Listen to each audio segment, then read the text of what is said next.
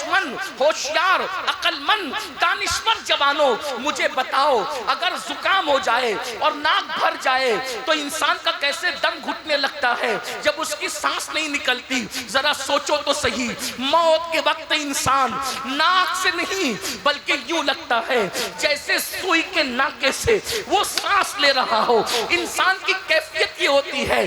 عبداللہ ابن عمرو ابن عاص کہتے ہیں میرے بابا عمرو ابن عاص نے بتایا بیٹا اگر کسی کے پیٹ میں ببول کا درخت گھسا دیا جائے اور ایک ایک رگ میں ایک ایک نس میں ببول کا کانٹا گھس جائے اور کوئی طاقت کے ساتھ اس کو کھینچے تو کیسے اس کی رگوں کو وہ تار تار کر دے گا، اسی طریقے سے جب کوئی انسان مرتا ہے تو اس کی کیفیت یہ ہوتی ہے۔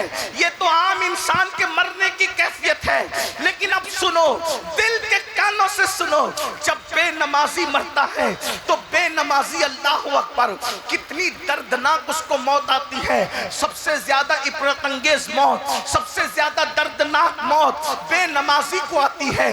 اللہ اکبر، وہ نماز جس سے ہم کوسوں دور ہیں، وہ نماز جس کا نام سن کر کے ہم اس کی فضیلت بھی اب معاذ اللہ سننا نہیں چاہتے۔ علماء نماز پر گفتگو کرتے ہیں تو ہمیں جان پر آتی ہے، ہمارے کانوں پر جوں تک نہیں رینگتی۔ اے میرے آقا علیہ السلام کے دیوانوں، مصطفیٰ جان رحمت کے غلاموں، ولیوں کے نام پہ جان دینے کی بات کرنے والوں، ایک دن موت تم کو بھی آنا ہے، ایک دن موت ہمیں بھی انشاءاللہ آنے والی ہے۔ موت کی تلوار ہمارے سروں پہ لٹک رہی ہے۔ میرے جوانوں، فرمایا گیا سب سے زیادہ دردناک اور خوفناک موت بے نمازی کو آتی ہے۔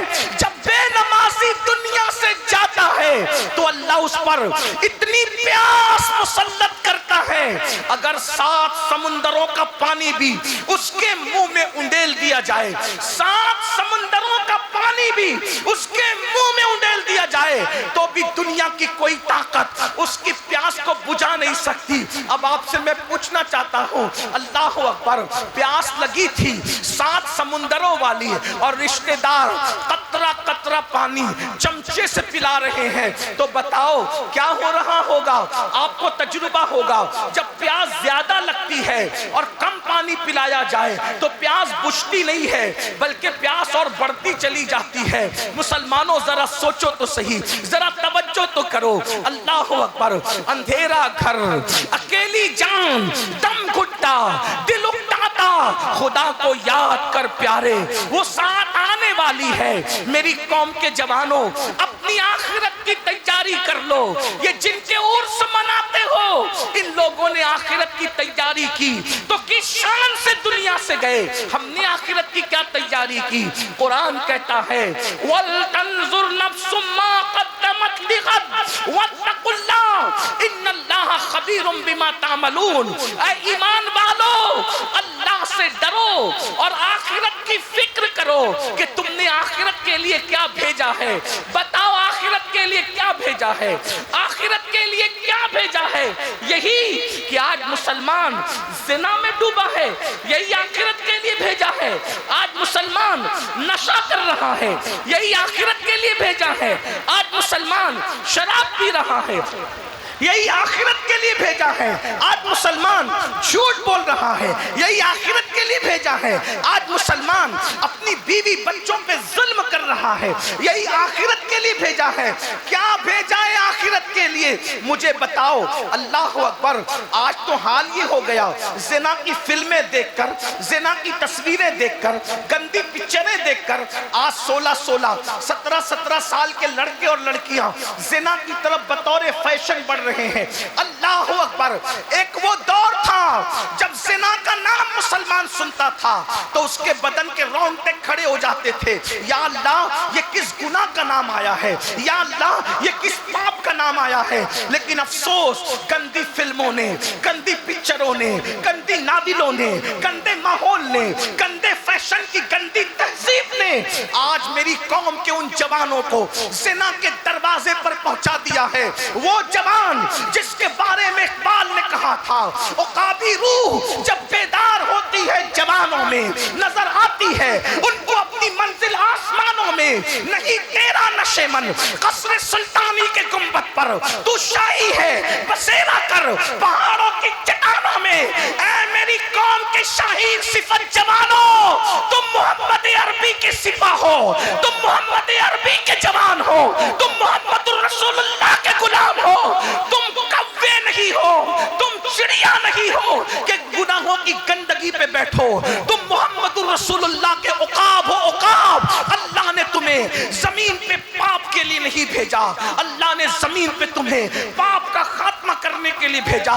میرے بھائی تو ہی تھا جس نے اسلام کے لیے دریاؤں پہ کشتیاں جلائی تھی، تو ہی تھا جس نے بیت المقدس پہ اسلام کا پرچم لہرایا تھا، ارے تو ہی تھا جس نے اللہ اکبر دنیا میں انقلاب پیدا کیا تھا۔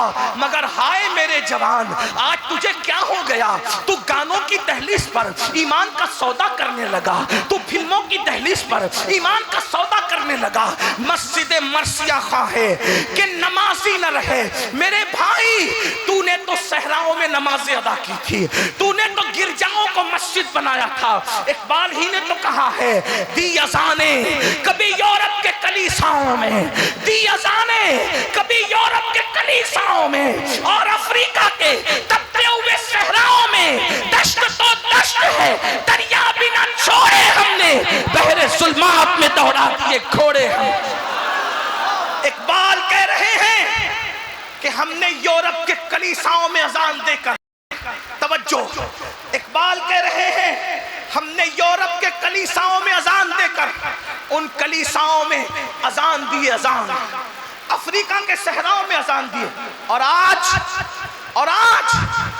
ہمارا حال یہ ہو گیا، اگر ہمارے گھر میں بچہ پیدا ہو، بچہ، ہم اپنے بچے کے کان میں اذان دینے کی اوقات اور حیثیت نہیں رکھتے۔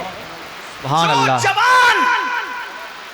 جو جوان اپنے بچے کے کان میں اذان دینے کا علم نہ رکھے، وہ کلیساؤں میں کیا اذان پڑے گا، وہ صحراؤں میں کیا اذان پڑے گا۔ ارے مسلمانوں کا علمی وقار اتنا گر چکا، نہ اپنے بچے کے کان میں اذان دے سکتے ہیں اور نہ اپنے باپ کا جنازہ پڑھا سکتے ہیں۔ جس قوم کا علمی گراف اتنا نیچے گر جائے کہ وہ اپنے بچے کے کان میں اذان نہ پڑھ سکے اور اپنے باپ کا جنازہ نہ پڑھا سکے، پھر زندگی کس چیز کا نام؟ زنا کا، نشے کا، شراب کا، بے نمازی پن کا، عیاشی کا، آوارگی کا۔ بتاؤ، مرنا نہیں ہے، موت نہیں آنی ہے۔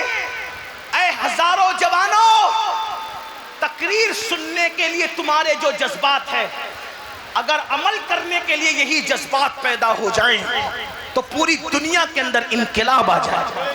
سبحان اللہ۔ نعرہ تکبیر، نعرہ رسالت، عرس مقدس، مذہب اسلام، نعرہ تکبیر۔ کتنی خوشی ہوتی ہے۔